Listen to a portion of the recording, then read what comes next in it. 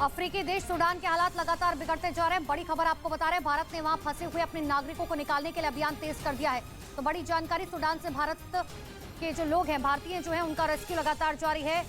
Saudi अरब 2 विमान भेजे गए हैं। नौसेना का जहाज सूडान पहुंच चुका है और अब ये कोशिश है कि वहां से भारतीयों को निकालकर सुरक्षित भारत पहुंचाया जा सके।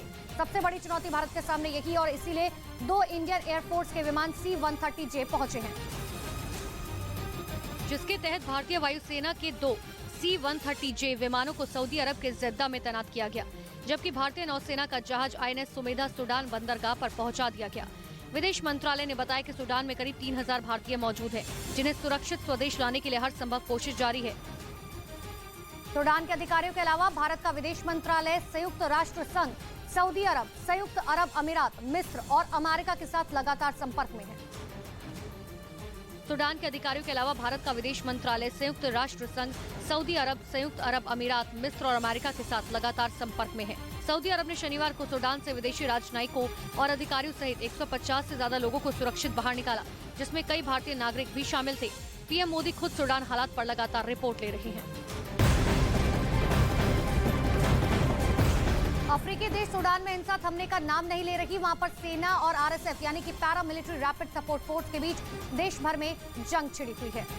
तो बड़ी जानकारी इस वक्त की आपको दे रहे, कई शहरों में गोलीबारी भी हुई है और साथ ही लोग वहां पर डरे हुए हैं। राजधानी खर्तूम की बात करें तो वहां पर हवाई हमले भी हुए हैं। तस्वीर आपको लगातार दिखा रहे, पिछले 1 हफ्ते से लगातार हालात सूडान में बिगड़ते जा रहे हैं। ऐसे में सभी देश इस बात के लिए चिंतित है कि वहां से अपने नागरिकों को किस तरह से निकाला जा सके, क्योंकि दोनों ही देश की सत्ता पर कब्जा करना चाहते हैं।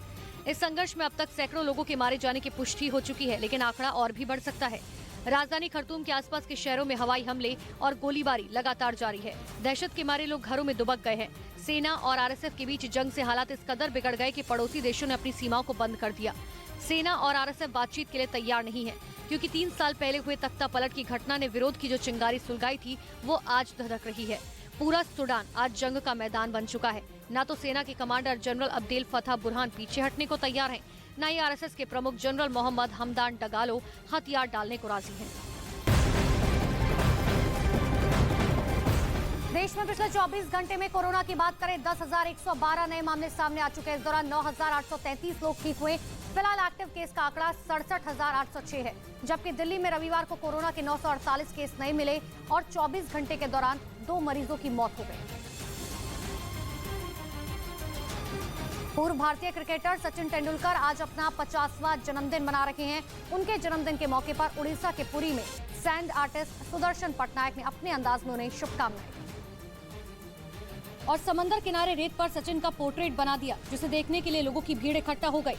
सुदर्शन पटनायक ने इस खास आकृति में सचिन के चेहरे के साथ साथ 50 बैट भी बनाए थे, जो बेहद खूबसूरत लग रहे थे। भारत का प्राइड है, सारा विश्व की प्राइड है और is a God of cricket. Sachin Tendulkar का जन्म 24 अप्रैल 1973 को मुंबई में हुआ था। 24 साल तक भारतीय क्रिकेट की सेवा करने के बाद सचिन ने अपने करियर में 100 शतक लगाए और कई यादगार पारियां खेली।